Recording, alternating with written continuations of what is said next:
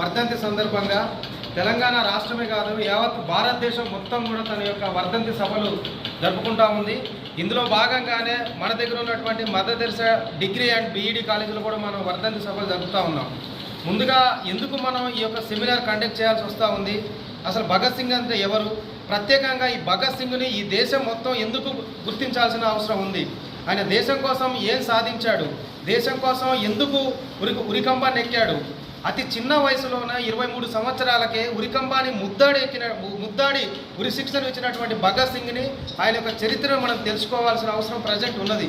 కాబట్టి అందులో భాగంగానే ఈరోజు దేశవ్యాప్తంగా మొత్తం భగత్ సింగ్ యొక్క వర్ధంతి సభ జరుపుతూ ఉన్నాం.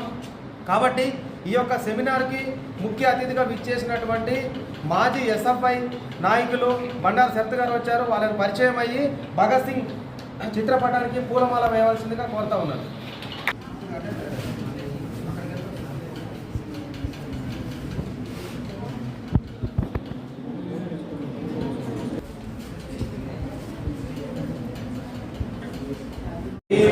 సార్ కూడా ప్రిన్సిపాల్ గారు మనకు ఒక 30 నిమిషాల సమయం ఇచ్చారు.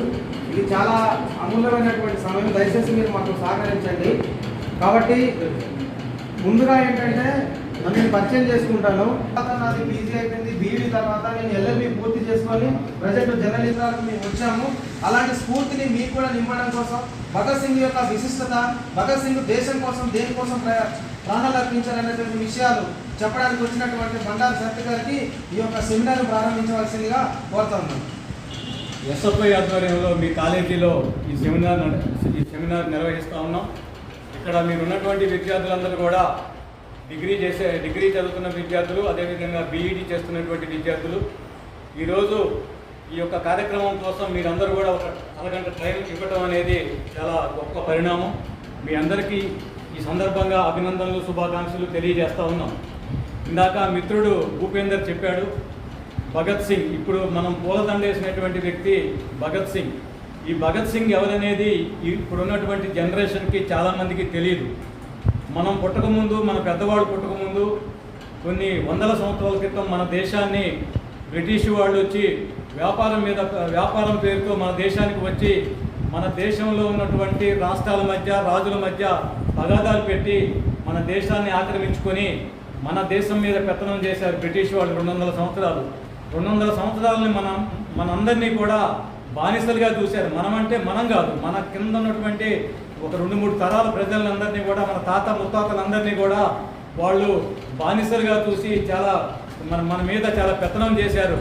అటువంటి సమయంలో మన దేశం కోసం ఒక స్వతంత్ర పోరాటం, ఎవరు మా దేశాన్ని మేమే పరిపాలించుకుంటాం, మీరు వెళ్ళిపోమని చెప్పి ఆనాడు స్వతంత్ర పోరాటం చేస్తే అనేక మంది నాయకులు, మీకు తెలుసు, అనేక మంది నాయకులు, కొన్ని వేల మంది నాయకులు వాళ్ళ ప్రాణాలను అర్పించడం జరిగింది. అందులో మీకు తెలిసిన వాళ్ళు ఎవరైనా ఉంటారంటే ఎక్కువగా గాంధీ గారు, నెహ్రూ గారు, అదేవిధంగా సుభాష్ చంద్రబోసు, రాణి రుద్రమదేవి, అదేవిధంగా ఇంకా చాలా మందిలో పుట్టి ఈరోజు మన దేశం మీద ఈ బ్రిటిష్ వాళ్ళ పెత్తనం ఏంటి, మన దేశాన్ని మనమే పరిపాలించుకోవాలనేటువంటి లక్ష్యంతో వాళ్ళ పంజాబ్లో ఉన్నటువంటి వాళ్ళ ఊరిలో ఉన్నటువంటి యువకుల్ని, విద్యార్థులందరినీ ప్రోగు చేసి వాళ్ళందరినీ కూడా బ్రిటిష్ ప్రభుత్వం మీద పోరాటం చేసి పార్లమెంట్లో బాంబులు వేసాడు ఆయన. ఎందుకంటే పార్లమెంట్లో మన ప్రభుత్వానికి వ్యతిరేకంగా, భారతదేశానికి వ్యతిరేకంగా చట్టాలు చేస్తూ ఉన్నారు కాబట్టి పార్లమెంట్లో బాంబులు వేసి ఆయనే కావలసుకుని ఆ రోజు అక్కడ దొరికిపోయాడు.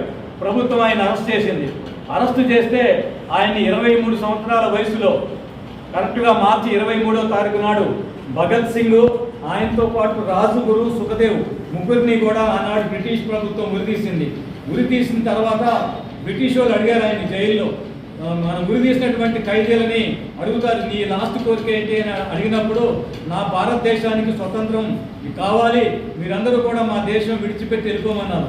బ్రిటిష్ ప్రభుత్వం చెప్పింది, ఇంత చిన్న పిల్లాడివి నువ్వు, ఇంత యువకుడివి, నీకు క్షమాభిక్ష పెడతాం, మేము మా ప్రభుత్వానికి సపోర్ట్ చేయి, నీకు క్షమాభిక్ష పెడతామంటే నీ క్షమాభిక్ష నాకు అవసరం లేదు, నా భారతదేశం కోసం ప్రాణాలు ఇవ్వడమే నాకు గొప్ప విషయం అని చెప్పి 23 సంవత్సరాల వయసులోనే ప్రాణాలు ఇచ్చినటువంటి వ్యక్తి స్వతంత్ర సమరయోధుడు భగత్ సింగ్. తీరుస్తున్నాము, ఇంత మన దేశంలో మనమందరం బతుకుతున్నామంటే ఆనాడు వాళ్ళు చేసినటువంటి ప్రాణ త్యాగాలు. చూస్తే వాస్తవంగా చూస్తే మీ అందరికంటే భగత్ సింగ్ చిన్నాడు. వయసులో 23 సంవత్సరాల వయసులోనే ప్రాణం కంటే దేశం కంటే నా ప్రాణం ఏది ఎక్కువ కాదని చెప్పి చిన్న వయసులోనే ఆయన ప్రాణాలు అర్పించాడు.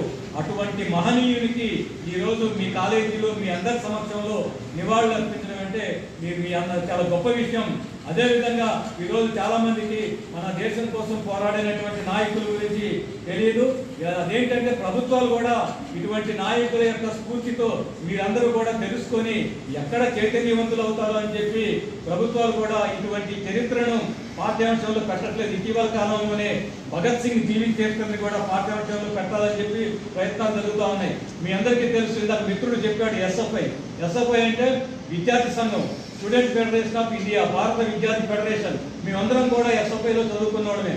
ఈరోజు భారతదేశంలో అనేక ఐఏఎస్లు కానీ ఐపీఎస్లు కానీ పెద్ద ఉద్యోగాలలో పెద్ద రంగాలలో ఈరోజు ఉన్నటువంటి వాళ్ళందరూ గతంలో ఎస్ఎఫ్ఐలో పనిచేసిన వాళ్ళే. ఈ ఎస్ఎఫ్ఐ 1970లో స్థాపించారు.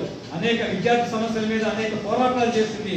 అనేక పోరాటాలు చేసినటువంటి ఎస్ఎఫ్ఐలో మేమందరం కూడా భద్రాచలం జూనియర్ కాలేజీలో, ఇక్కడ డిగ్రీ కాలేజీలో ఎస్ఎఫ్ఐలో పనిచేసినటువంటి వారసత్వం మాకుంది. కాబట్టి ఈరోజు భగత్ సింగ్ సంబంధించిన విషయం ఏంటంటే, ఆ రోజు మన దేశ స్వతంత్రం కోసం మీరు అందరూ వినే ఉంటారు. జలియన్ వాలా బాగ్ అనేటువంటి పంజాబ్లో జలియన్ వాలా బాగ్ అనే ప్రాంతం ఉంది.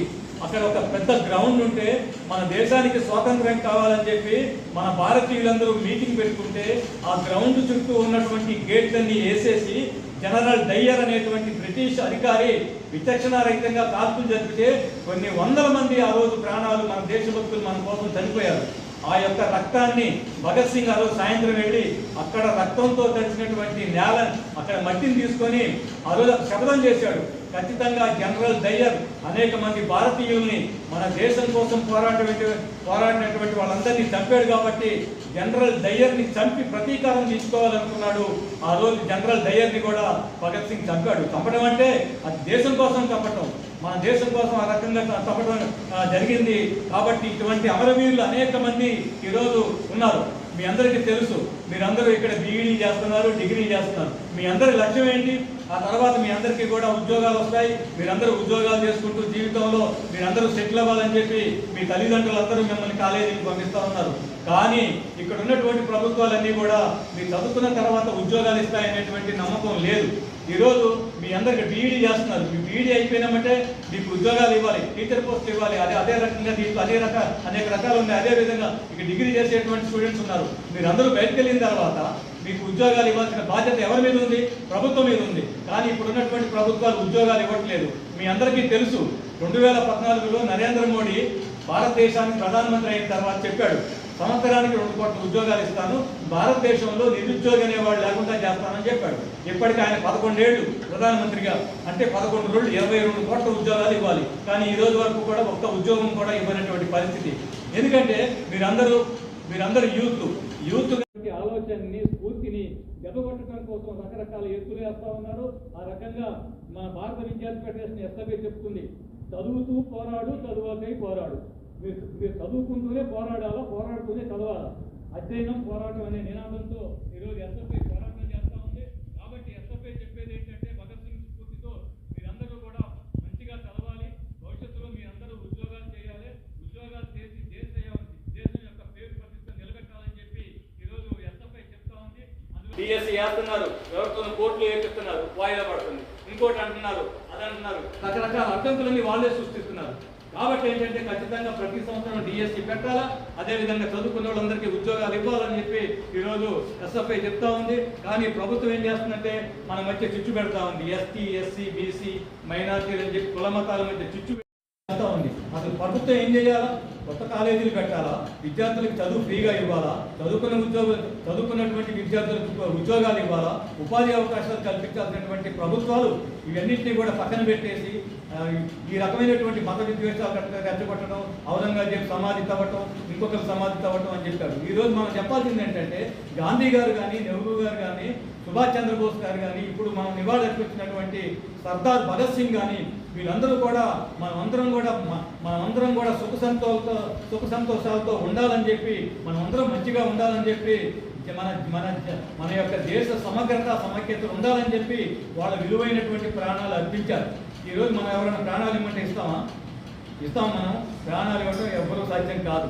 కానీ ఆ రోజు వాళ్ళందరూ కూడా దేశం కోసం, మన భవిష్యత్తు కోసం ప్రాణాలు అర్పించినటువంటి వీరులందరూ ఉన్నారు. మీ అందరికీ చెప్పేది ఎస్ఎఫ్ఐ తరఫున ఒకటే, మీరందరూ కూడా చదువుకోవాలి, ఈ సమాజాన్ని అధ్యయనం చేయాలి, సమాజంలో మంచి చెడ్డలను మీరు పట్టించుకోవాలా. మీరేం చేస్తున్నారంటే అది మీ తప్పు కాదు, మీరేం చేస్తున్నారంటే మీరు చదువుకుంటున్నారు, ఇంటికి వెళ్ళిపోతున్నారు. కానీ ఈ సమాజం జరుగుతున్నటువంటి పరిస్థితి ఏంటి? ఈ ప్రభుత్వాలు విద్యార్థుల్ని ఏ రకంగా మోసం చేస్తున్నాయి? ఈ ప్రభుత్వాలు చదువుకున్నటువంటి నిరుద్యోగులకి ఉద్యోగాలు ఎలా ఇవ్వటం లేదు, ఎందుకు ఇవ్వట్లేదని చెప్పి మీరు కూడా ప్రభుత్వాన్ని ప్రశ్నించే రోజు రావాలి. ఆ రకంగా భవిష్యత్తులో ఎస్ఎఫ్ఐ నిర్వహించే పోరాటాల్లో మీరందరూ కూడా భాగస్వాములు కావాలని చెప్పి భగత్ సింగ్ లాంటి దేశభక్తులు వాళ్ళ ప్రాణాలను తునప్రాయంగా మన కోసం, మన భవిష్యత్తు కోసం ఏ రకంగా అర్పించారో దాన్ని మీరందరూ ఆలోచన చేయాలని చెప్పి, ఆ రకంగా పాల్గొనాలని చెప్పి మీరందరూ కూడా దేశ సమగ్రత కోసం, సమైక్యత కోసం మీరందరూ కూడా కృషి చేయాలని చెప్పి, ఆ రకంగా మనందరం కూడా అన్నదమ్ముల్లా కలిసిమెలిసి ఉండాలి. ఏ కులమైనా, ఏ మతమైనా, ఏ వర్గమైనా కూడా కులాలు మతాలు కాదు మనకు కావాల్సింది ఉద్యోగాలు కావాలి, ఉపాధి అవకాశాలు కావాలి. దానికోసం మీరందరూ కూడా భవిష్యత్తులో పనిచేయాలని చెప్పి మీకు భగత్ సింగ్ రేపటికి ఆయన ఉరిదీసి, రేపటికి కరెక్ట్గా మార్చి 23వ తారీఖు నాడు ఆయన ఉరిదీయడం జరిగింది. బ్రిటిష్ వాళ్ళు ఎంత భయపడ్డారంటే భగత్ సింగ్ని ఉరిదీసిన తర్వాత ఆయన డెడ్ బాడీని కూడా వాళ్ళ కుటుంబ సభ్యులకు ఇవ్వకుండా తీసుకెళ్లి సర్టేజ్ నదిలో పడేసినటువంటి పరిస్థితి. ఎందుకంటే ఆయన నల్లోకి వస్తాడు వాళ్ళకి. ఎందుకంటే భగత్ సింగ్ చేసినటువంటి మంచి పని ఏంటంటే దేశం కోసం ఆయన పోరాటం చేయటమే ఆయన చేసినటువంటి ఈ ఒక మంచి పని. కాబట్టి ఈరోజు ఈ యొక్క కార్యక్రమంలో పాల్గొన్నటువంటి మీరందరికీ కూడా భారత విద్యార్థి ఫెడరేషన్ ఎస్ఎఫ్ఐ తరఫున మీ అందరి ముందు నాకు తెలిసినటువంటి 4 విషయాలు చెప్పే అవకాశం కల్పించినటువంటి మీకు, అదేవిధంగా ఎస్ఎఫ్ఐ నాయకత్వానికి అందరికీ కూడా ధన్యవాదాలు తెలియజేసుకుంటూ, మీరందరూ కూడా భగత్ సింగ్ స్ఫూర్తితో భవిష్యత్తులో పోరాటాలు చేయాలని చెప్పి కోరుకుంటూ సెలవు.